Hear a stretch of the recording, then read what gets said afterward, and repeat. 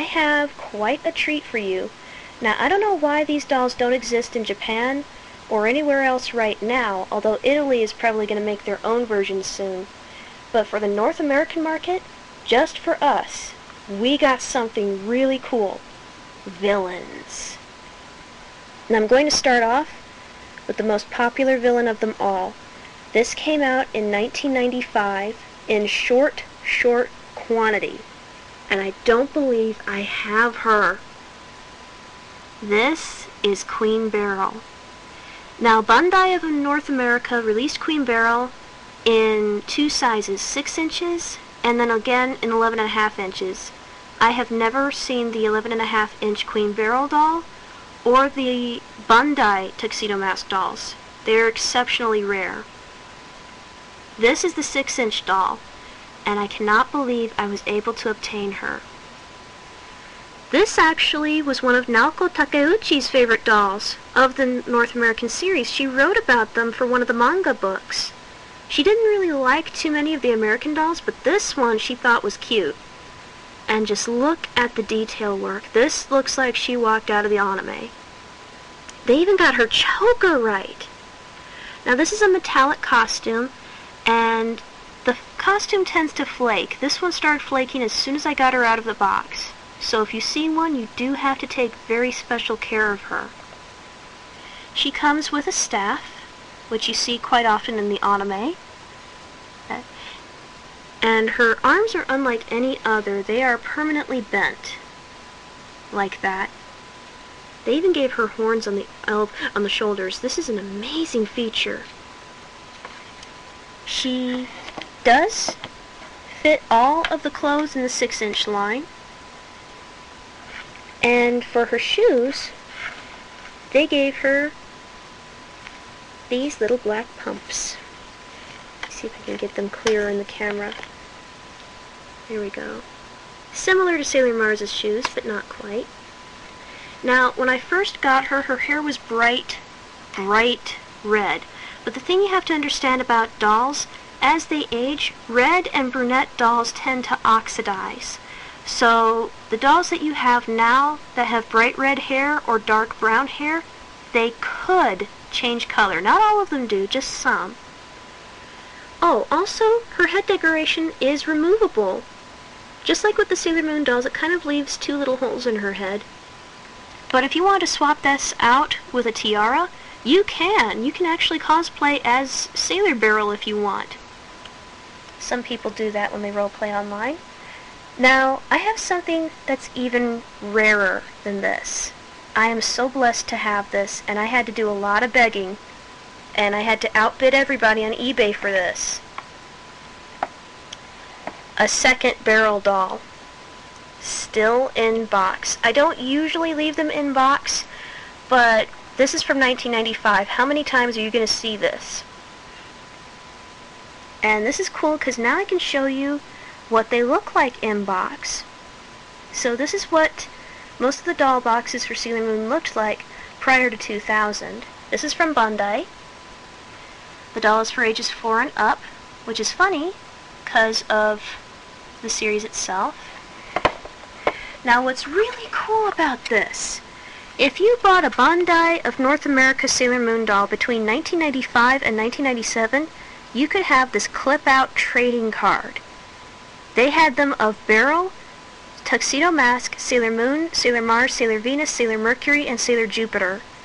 And this is interesting. With the Sailor Senshi, they kind of add a few things to them.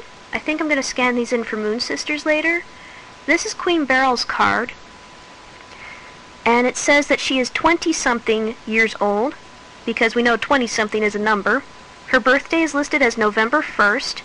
That's creepy, that's 2 days before mine. Likes anarchy, bedlam, and chaos. Dislikes Sailor Moon and the Sailor Scouts. Hobbies, snooping, spying, and sabotage. Well, she's not a very good snooper. I mean, she's got that crystal. She could have figured out with the crystal ball who Sailor Moon is at any time. Special strengths, ability to control henchmen. Favorite food, liver. Favorite color, black. Favorite animal, scorpion. Is scorpion even an animal? Favorite topic of conversation, world domination. and like walks on the beach and holding hands. And what's also cool too is you can see the prototype dolls. Now with the prototypes you can probably see this, or maybe you can't. Do I have a zoom function? Yes I do, but that doesn't really help. Okay. Sailor Moon in this picture actually has her daughter's wand, pink boots, and a pink bow, and no odongos. And of course, everybody has their own boots. Mars's bow is deep magenta, and Venus has a blackish blue back bow. These prototypes never came out. If you can find them, you better snap them up and put them on the best shelf of your house. Also, the prototype of Beryl had a pink skirt. What were we thinking? So this is really cool. You can't even find this on eBay. And on the side we have a little story. Serena and her friends may seem like average schoolgirls, but each one possesses special powers from her home planet that allows her to transform into a superhero. These girls have been chosen to work together to save the world from evil Queen Beryl and her henchmen. Can Sailor Moon and her friends prevent Queen Beryl from ruling the world? Well, they better. I mean, her name is on the box, after all. So, moving ahead, this dude who ran a comic book store had this doll out and for some reason did not want to sell him to me. And I had to actually get angry and get his manager over so I could get this doll. He was $11. This is Rubius. Now, his original necklace was actually brown, and that disintegrated while he was in the box. I didn't even take him out yet. So I gave him his black cord, which is more appropriate. And his pendant is just a white charm. It's not the compass you see in the manga. And Rubius has an afro. I have tried combing this out. Forget it, it's here permanently. He's got green pants and deep teal boots with little molded on laces. And the back of him is not very thrilling. He's got tiny black earrings, which is interesting because that's not what he wears in the series. And his eyes are a deep purple, almost pink. He's got black lipstick. And he was $11.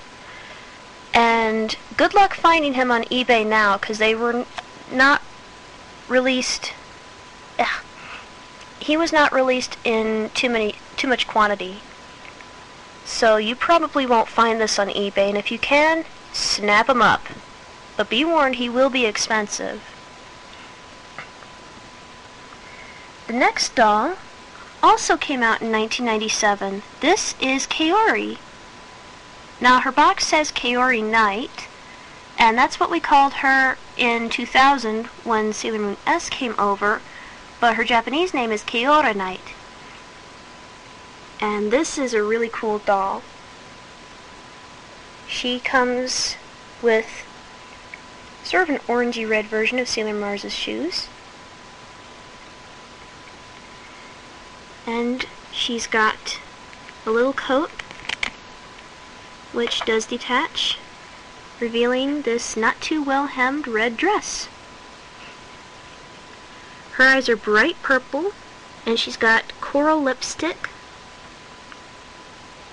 And she's got a really cute little braid back here. And that's the back of her. She came out in 97. We didn't see her on TV until 2000. This is a spoiler doll, and I'm going to show you one more spoiler doll.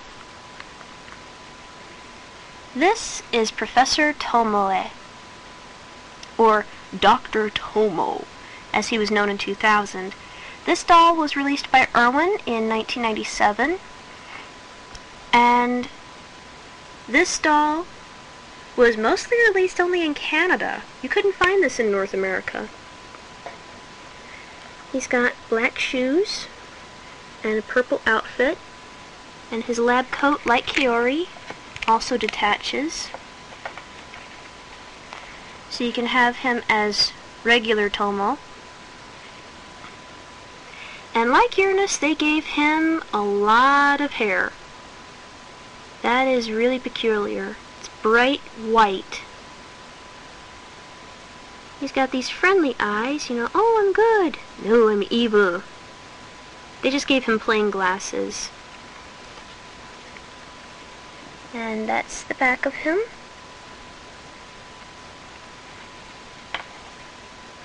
It's really cool that for the North American release, we got a lot of the villain dolls. There's more out there. Somewhere in the world there's a sapphire doll and an emerald doll. And if you can find them, I would love to see them, because they are even more rare. And that's that.